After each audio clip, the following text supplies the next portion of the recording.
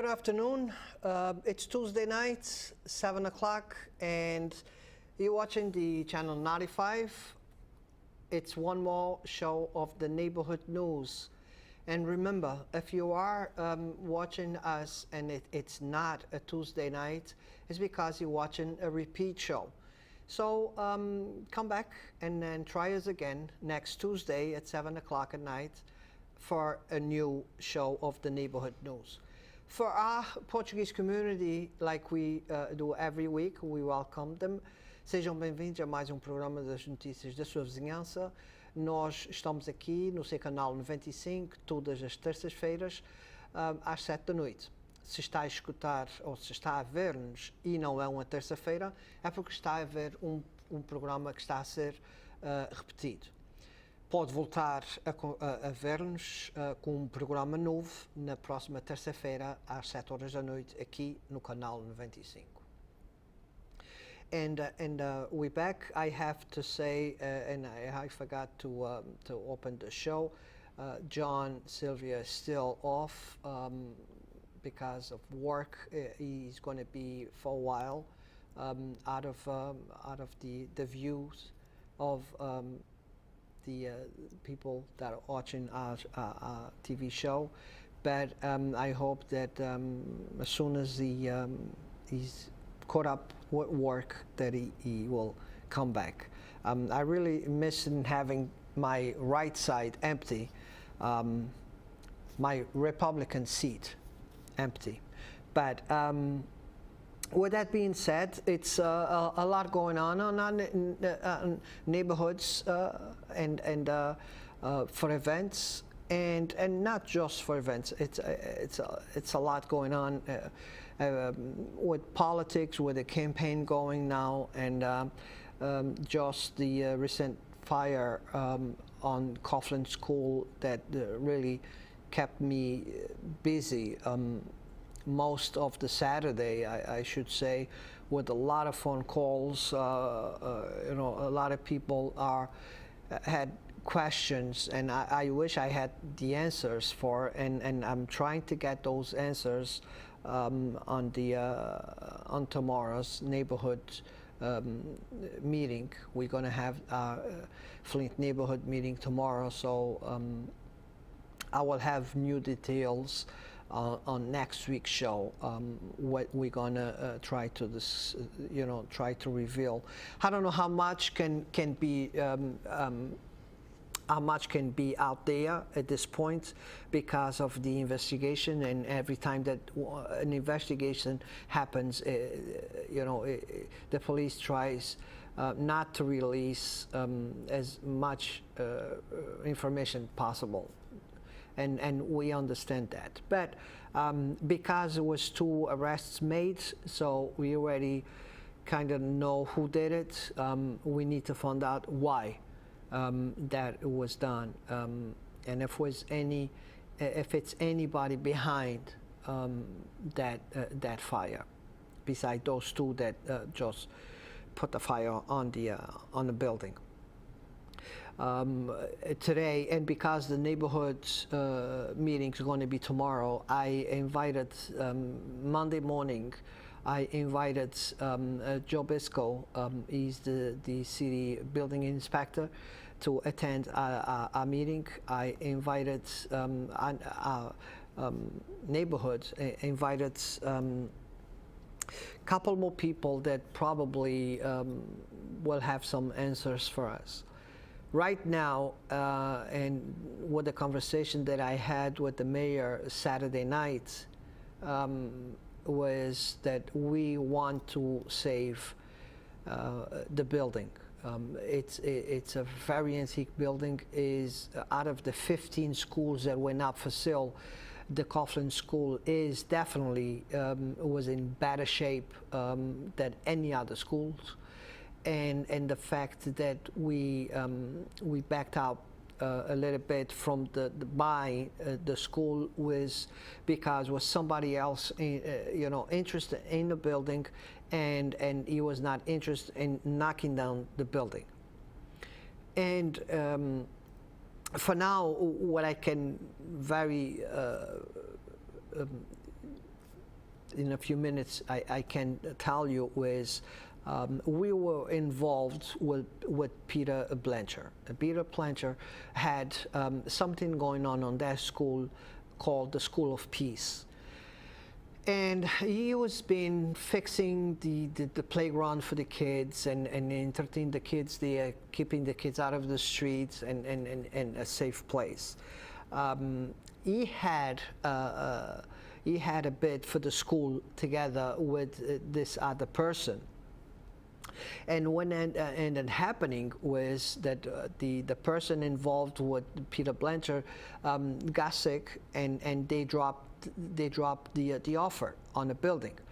When we found out, Flint Neighborhood Association found out that Mr. Blanchard had dropped off the offer on the building, we contacted City Hall, and we were 8 days late with the due date to put a bid on the building. So what ended up happening was that I went in front of the City Council Real Estate Committee with the owner, and I just want to make sure that the building was going to be safe.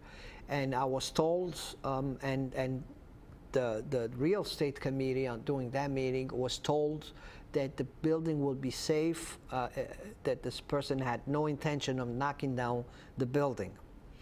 With that said, we moved down to the next neighborhood, school that was for sale, and to try to save it, because and that on that case was the Vol School, and we tried to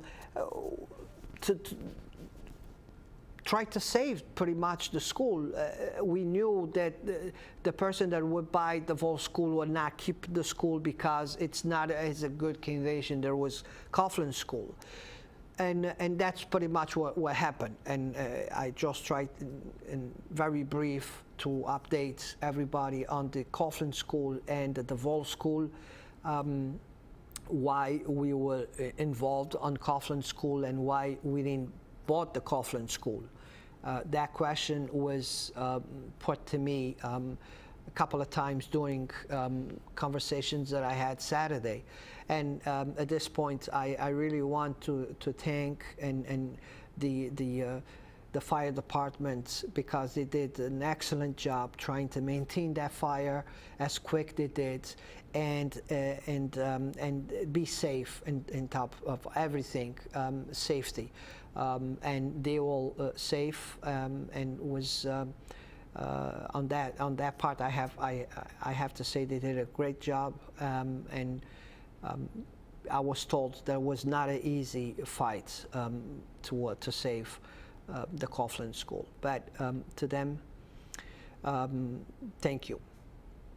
And we move on to a person that it's right here next to me, and she became famous 2 weeks ago when she came on the front of the Hello News page paper, and since then I think the good that she's doing to our community, I think, doubled because of that article, for sure, because more people knew how to contact her and what she was doing.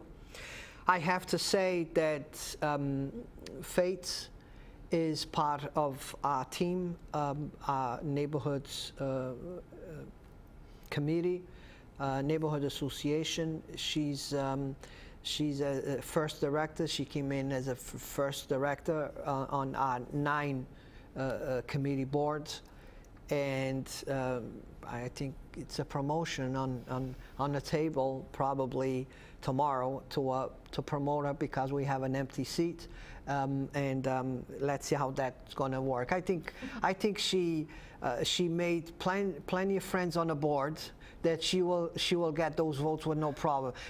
We start going to sound like politics, you know. You have to kind of ask for the votes, yeah, if you want to keep the job, you know. I know. Faith, let's find out a little bit about not just the Gates of Hope, but tell us a little bit how long you've been doing what do you do, and exactly what do you do? Okay, well, I've been doing food distribution with another organization for 12 years. I recently started in November, my own organization called Gates of Hope, Inc.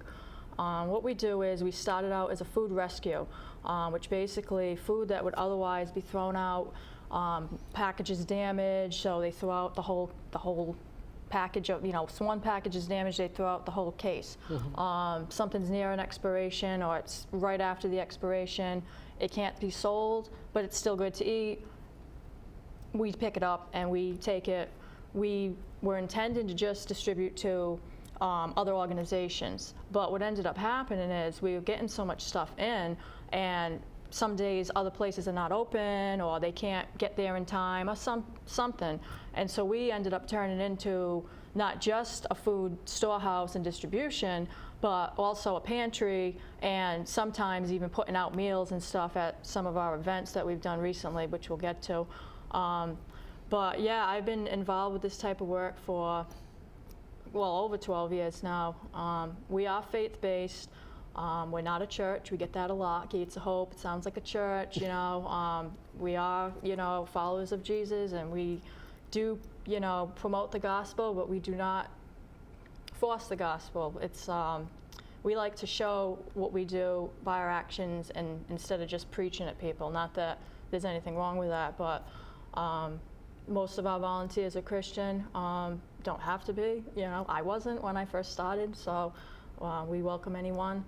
And we have seen a great need lately. Even today, recently, we got in a whole bunch of donations, especially like you said, since word gets out, people see, on Facebook or the paper or word of mouth, and we're getting phone calls for both donations and for the need of people receiving the donations. So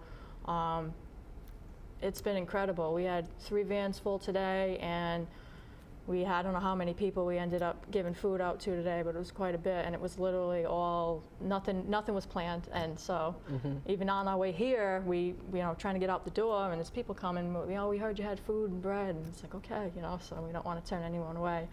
But yeah, it's been busy. And it keeps, and the project keeps growing, and it was perfect. I think it was a perfect timing for these 2 things to come together, the Neighborhood Association and the Gates of Hope, because having the DeVol School as a location, even that the building it cannot be used, the inside, and the beautiful weather that we've been having, we've been bringing the stuff on the yard, and trying to bring in people there to pick up some goods. And I have to say, we did the first neighborhood cookout last month, and was a good number of people there. It's no money involved. People come, they eat, they bring groceries home, they bring vegetables, and even clothing now. I saw some clothing this last time, and not just that, even the pets have some treats too. Yes, we have a pet food pantry. Because some people even grab some food for cat and some food for dogs and stuff. So it is really great. And last Sunday we did another one, and not even the little rain that came down that made the people, and we will make sure, that's why you saw on Facebook all those tents going up, because we were getting prepared for some rain, but really happened after that we brought down everything. That's really when the rain came.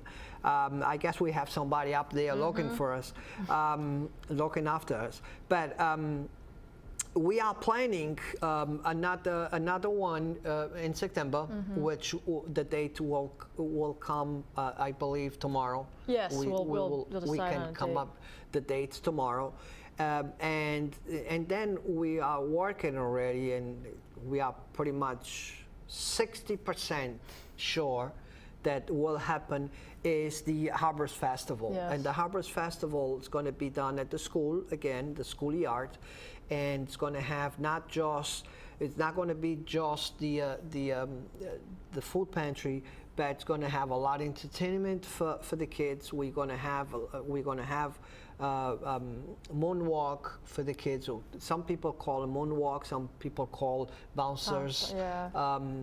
We're going to have those. We are in contact now with the teenage. We have like 3 or 4 teenage bands on the city. We are in contact with them to come and support it. The question is going to be tomorrow on the table during our neighborhood meeting is we are deciding if it's going to be a 1-day or 2-day event. But and that's a perfect opportunity. You do a little bit of delivery too, right? A little bit, yeah. Like closer, you try to stay closer? We try to stay in the Flint. Again, anybody can access our pantry, but as far as the deliveries, we try to stay in the Flint because what happened is we began when we were still small, but when we were really small, we could go over here and then Couple over there. streets, yes. Before you know it now, everyone's calling, and whether there's a real need or not, and not that we can always determine that, but if someone can make it to us, it's easy. it's a lot easier. Yeah. So right now we don't have, we have a certain number of people signed up for the mobile, and we are going to continue with that. Like, we're not going to, say, oh, I'm sorry, we can't help you anymore. Yeah. But the new people that come on right now, unless we have like a lot of volunteers that come and help with deliveries, which we really don't have right now, we're not doing so much unless they're like another organization. We've been on volunteers. We have had a lot of volunteers come through. I mean, for with cars to be able to deliver, that's a whole. No, talking about volunteers, last Sunday, I mean, we had at least 40 people there. We had a lot of volunteers. We had a lot of volunteers there because we had 3 groups working together there. Yeah. Faith had her group there. Amy had the youth group there, and then we had the association had our group there. Right. So I mean, counting all the people together, we probably had like 40 people there. Probably, yeah. I just hope they all come for October. Oh, October we're going to need all those. All of them and more, yeah. October we definitely going to need more. Yeah. Let me ask you this, Faith, and now that we know what you do, what you expect, what is your vision for the future going? I mean, it's I have no idea, honestly, but I know this started very, very little. It's, and because of the needs, it's growing fast and honestly, bigger. There's a long story behind how this started, and it was not ever even my plan. But I envision this growing to be a food bank in Fall River. One of the reasons, like I said, that we started this was to rescue foods. And a lot of places, even if there's a soup kitchen, a food pantry, there's a lot of different organizations and groups around that do the similar work. But other than the Boston Food Bank, which does an awesome job providing for this part of Massachusetts, the fact of the matter is you have to drive either to Boston or even to Taunton, which isn't too bad, but you have to go out of the area, and sometimes some of the foods that they get come from right here. So it comes from here, it goes up there, then it comes back again. And again, they do a great job. I mean, we've worked with them in the past, and I have nothing bad to say about them. But I'd like to see something here in Fall River, and this area, if there's some, whether it's here at Somerset, Swansea, why bring the food somewhere else, whether it's produce or anything, to just bring it back again? It's a waste of gas, it's a waste of people's time, and the food's here in the community. Let it feed the community, So I really do, when, I don't know, but I envision at least one big warehouse and probably a couple of places to distribute out of. Again, meaning to distribute to organizations and also to distribute to the individuals. We're hoping to get a space that we can, actually have people come in the building and distribute out of shortly, but we're still waiting to find out, and we'll still be in the Flint, not necessarily this location we're talking about, but we'll still be in the Flint, distributing and these events. I'm really excited to see what's going to happen with the Duval School. I know it's been a lot of issues going on, nothing to do with us, but as far as getting it renovated, I mean, I really would love to see it anyway, even if we weren't involved, and being as we are involved, I'm excited to see what's going to happen, down the whenever it is finished, because there's definitely a need. Because I can see, I really can see the space that you're going to need to run this thing. Eventually, yeah. You're going to need a lot of space for this. Yeah. It's not a small space that's going to accommodate, especially if now you start getting into clothing. Right. Clothes and shoes and other items. It takes up space. And that's something that people are donating. So you cannot kind of refuse to take them. No. You have to take We it. take it, yeah. But the problem is storage. Right. You're going to need a bigger storage. Yeah, we have some other areas, like other small, one's kind of big, but we do have other areas, but they're just storage, and they're not that local. They're not like right down the street, so you got to travel a bit. And that, again, here we go again, driving back and forth. We don't have a truck, so a van doesn't hold something, but it's not the same as a big truck. So we're driving back and forth. Before you know it, I got to fill the tank up again. So it's like, we are going to need something in the city or very close to the city. Yeah. A big warehouse at one point. When? I don't know. I would like to say this, that by what I'm being seeing, Faith has a very good number of coats to be donated. I'm pretty sure that now people is not thinking about coats. It's not way too many. hard. Some people are, but no, they're not. But in October, during the event in October, which get chilly already. Yeah, we're going to be putting some days going to be. Yeah. I'm pretty sure that people is going to start. They're going to looking for them, and so people that want to donate some, they still can contact you or the Flint Neighborhood Association, because she's, like I said, she's a board member. So anybody on the board, if you know anybody on the board, you can contact anybody, and we all have the contact for Faith. On this, on the vegetables, where are they coming from? Are they like people's? Some people have gardens that they give stuff to us from, and we get stuff from some different farms.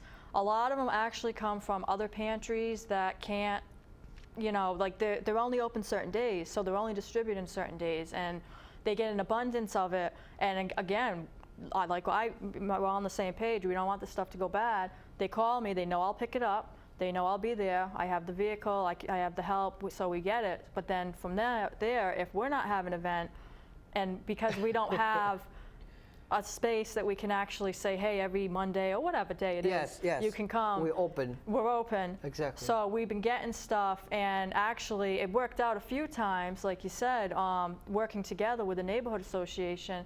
We had a few times we were in the park. Exactly. Once at Maplewood. Movie nights, Movie yes. night. I mean, that was, again, not planned, but so awesome. I mean, because we already got people coming. They're already in the park. It's nice weather. And both Maplewood and Griffin Park, we did distribution. And both places, it was received very well. But again, we get it from a lot of it from other pantries and stuff. And they get it from, again, farms. Could be the food bank. Could be wherever. But when we get it, we try to move it, and whether it's getting on the phone, and because I think we have about between the two events and then just what we've been doing, we have about 160 people signed up. Not that we get on the phone with that many people, but people that we know would like the vegetables or any of the other products we have. And the Facebook, And the website, we've been trying to be active on that, and that seems to be pretty big. You know, almost everybody has a Facebook. We just started an Instagram and a Twitter. And again, the website, which is gatesofhopeinc.org. We try to keep it updated.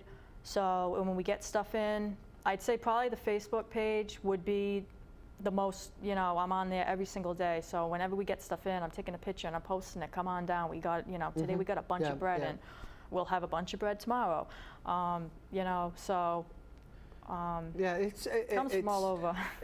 It's unbelievable, and I say this all the time. I'm so blessed and I'm so lucky to have this great group of young people. I can say young people because they're a lot younger than me, but they on their own are involved in different projects and different organizations, like Eric and Amy were involved with AHA. So they have their own projects that they got involved, don't have nothing to do with the association.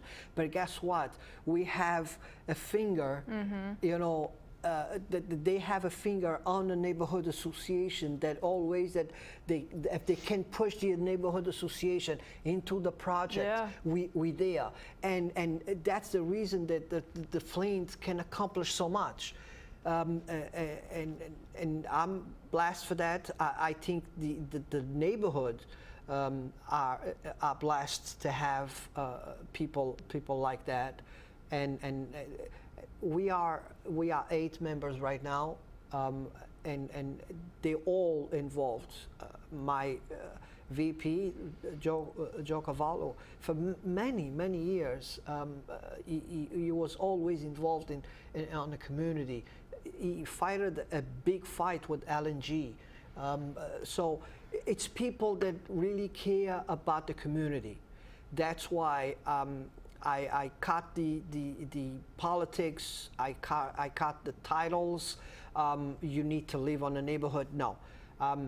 For you to belong to the Flint Neighborhood Association board, you need to be involved, volunteering with our neighborhoods. It's good enough for us to nominate you to be part of our group. That's the only thing we need from you. And that's why we keep moving forward and helping us being part of a lot of different projects. And Faith, the half an hour was gone. Was fast. Yeah. She was worried about it. I don't know what I'm going to say. But I said, don't worry about it. Everybody says the same. Faith, thank you again. Thank you. Again, God bless you for what you do. Thank you for the help you give to the Flint neighborhood. Absolutely. And we will see you next week. Thank you.